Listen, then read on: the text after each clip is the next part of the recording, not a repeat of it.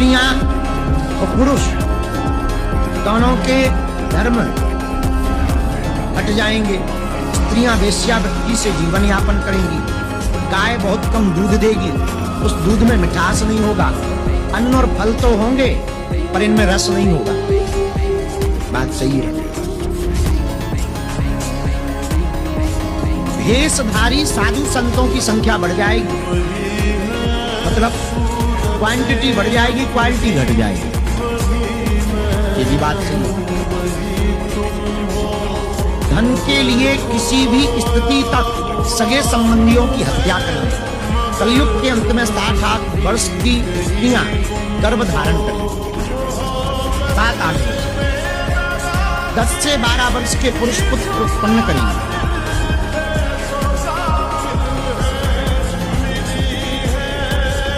ब्रह्मचारी की पहचान है, इतनी स्फूर्ति उसके अंदर होती है, जैसे आग पे चलने वाला पूरा पैर नहीं रख पाएगा, अगला कदम रख देगा क्योंकि ताप लगेगा।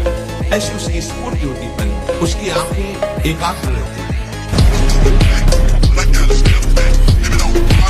अपने पास ऐसे भी लोग आए हैं जो एक 24 घंटे में 7 बार धातु का चरण करते हैं। हालत ये हो गई, ना आंख में चश्मा काम कर रहा है, ना भोजन पचाने के लिए आंख काम कर रही।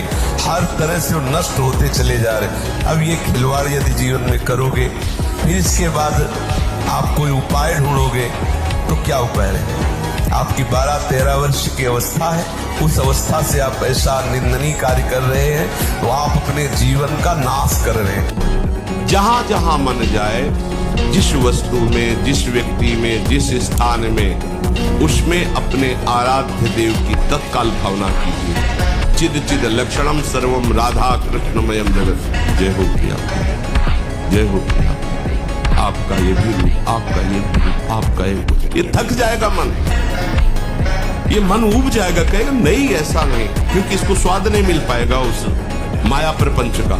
जहां जहां जाए वहीं वहीं ये सूत्र प्रभु है, मेरे प्रभु। जय हो, नाम चल रहा है, जय हो प्रभु। ये हार जाएगा और ये हार गया तो आप जीत गए। जहां ये हारा आपके अधीन हो जाएगा, इसको निराश करना है, इस बात से निराश हो जाएगा। अगर दासत्व नहीं है तो बात की संशय में है। अगर दास है तो आ जाओ भाई, तुम भी स्वामी की, हम भी स्वामी की। ममई वांचो मम माया है, आओ खेलते।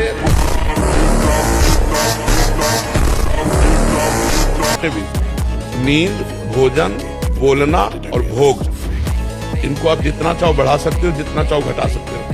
भोजन को थोड़ा थोड़ा कम करते जाओ तो जो आदमी 35 रोटी खा सकता था वो 1.5 रोटी पे जीवन व्यतीत कर रहा है और स्वस्थ है। 35, जब साधना में 1.5 रोटी पे।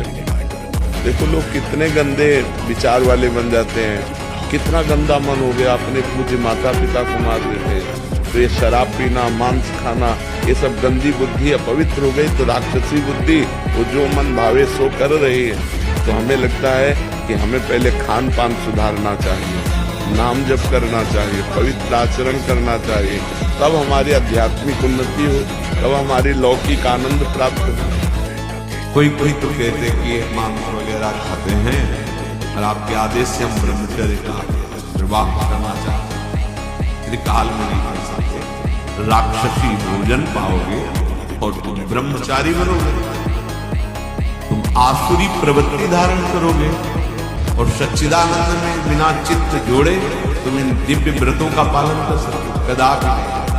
अरे यही तो दुष्टा रसेंद्री, यही तो भ्रष्ट करती है, इसी से सारे विकार शुरू हो जाते हैं। इसकी रसेंद्री शासन में नहीं, खाना पीना सही नहीं, परमार्थ की केवल बातें करे। क्या राक्षसों को ज्ञान नहीं था? क्या दैत्यों का ज्ञान नहीं था? क्या आप देखो जब वो अपने परिवारजनों को उपदेश करते हैं किसी संकट में, तो पूरे ब्रह्म ऋषि जैसा बोलते हैं ज्ञान है। ऐसा नहीं कि नहीं ज्ञान, बहुत बोल रहे हैं, लेकिन आचरण में बिल्कुल ज्ञान नहीं है, तो इसीलिए तुमको राक्षस कहा गया। साथ पोदार जिस समुद्र के किनारे बैठे हुए नाम जप कर रहे थे, तो देखा कि एक पारसी पोशाक धारण किए हुए कोई सम्माननीय व्यक्ति खड़ा है। भाई जी माला पूरा किए, बोले साहब बैठ जाइए। तब वो ऐसे सांस ली और बोले आप बोले तो मेरे को हिम्मत पड़ी, डरना नहीं। तो भाई जी कहा हम तो डरेंगे, बोले मैं पुरुष नहीं हूँ, मैं भूत हूँ। एक बार तो भूत सुन करके लगता है कि भूत है, तो भाई जी का कोई बात नहीं, भूत है तो आप यहाँ क्यों आए हैं? तो उनका मुझे पता है कि यदि आप चाह लोगे तो मेरा उद्धार हो जाएगा। तो उनका बताइए कि आपका उद्धार कैसे होगा? मैंने जो भी भजन साधन, जो भी शास्त्रों का स्वाध्याय किया, आप बताइए मैं उससे मार्ग दूँ। तो उनका गीता पढ़ने से मेरा उद्धार नहीं होगा, क्योंकि गीता मुझे कंठस्थ है। भागवत पढ़ने से मेरा उद्धार नहीं होगा, क्योंकि भागवत मुझे कंठस्थ है। मैं कोई साधारण प्रेत नहीं हूँ, मैं प्रेत लोक में भी बड़े सम्मान से रहता हूँ।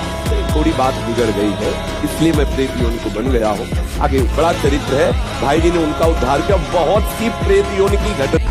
अगर दासत्व नहीं है तो बात की संशय में है। अगर दास है तो आ जाओ भाई, तुम भी स्वामी की, हम भी स्वामी की, ममई वांसो मम माया है। आओ खेलते।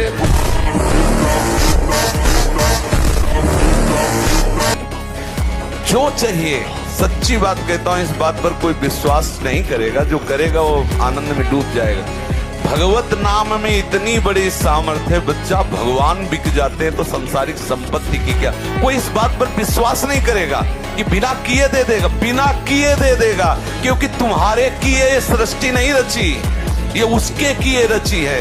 तुम उसका भजन करो, तुम उसका चिंतन करो। अगर आपको है कि करना चाहिए तो कर्तव्य करते हुए भजन करो, फिर आप देखो भजन से सब प्राप्त हो जाता है। आज हमारा विश्वास नहीं काम कर रहा है। राम राम कहने से मिल जाएगा, राम राम कहने से राम मिल जाएंगे, तो क्या और क्या बाकी रह गया? सब राम से ही तो है। कृष्ण कृष्ण कहने से कृष्ण मिल जाएंगे। ये बहुत विचित्र भगवान की माया है, इस बात को समझने नहीं देती। आपको जो चाहिए वो मिल जाएगा, पक्का मिल जाएगा। हमारा विश्वास है, हमारा अनुभव है, जो चाहिए वो मिल जाएगा। जो चाहिए, कर तुम अकर तुम अन्यथा कर तुम सर्व समर्थ। ऐसे चमत्कार तुम्हारे जीवन में होंगे कि तुम आश्चर्यचकित हो जाओगे। केवल भगवत नाम का आश्रय ले लो, कृष्ण कृष्ण बोलो, राधा राधा बोलो, आप खुद देख क्या चला जाता है। अंदर ही अंदर मनन करते रहो, बाहर से खूब काम करते रहो, क्या परेशानी होनी। और अगर विजय ना हो जाए तो मैं बता, ये जो लोगों के दिमाग में बैठ गया है दूसरों का मांस खा करके अपने शरीर को पुष्ट करना, ये राक्षसी बुद्धि है। 56 प्रकार के भोग हमारे ठाकुर जी को लगते हैं। लाल चू जाए ऐसे ऐसे पदार्थ बनते हैं, दूसरों के गंदे मांस से पोषण। दुर्गंध आती है ऐसी मछली के शरीर को पका के खाना, राक्षसी बुद्धि। अंडा में देखो कितना गंदा, उसको क्या बुद्धि भ्रष्ट हो गई लोगों की, अंडा मांस मछली खाना। शराब पीकर नालियों में पड़े रहते हैं, तुम्हारा शरीर के अंग खराब कर रहे, तुम्हारा पैसा खराब कर रहे, तुम्हारी बुद्धि भ्रष्ट कर रहे, फिर भी लोग शराब पी रहे हैं। तो इन बातों से बचो, शराब पीना मत। आज तुम्हें प्यार कोई कर रहा है और तुमसे सुंदर मिल जाएगा, कल वो उससे प्यार करने जाएगा, परसों वो तीसरे से करने। आज तक किसी की तृप्ति हुई हो तो हमें बताओ, भोगों में कहीं तृप्ति नहीं हो सकती। हमारे नेत्रों की ब्रह्मचर्य को परिपक्व करने के लिए प्रारंभिक दशा कितनी सावधानी की, बहुत चंचल हो रहे हैं सब में। नासाग्र दृष्टि रखनी चाहिए, बैठने पर नासाग्र दृष्टि रखनी चाहिए, चलने पर एक धनुष केवल।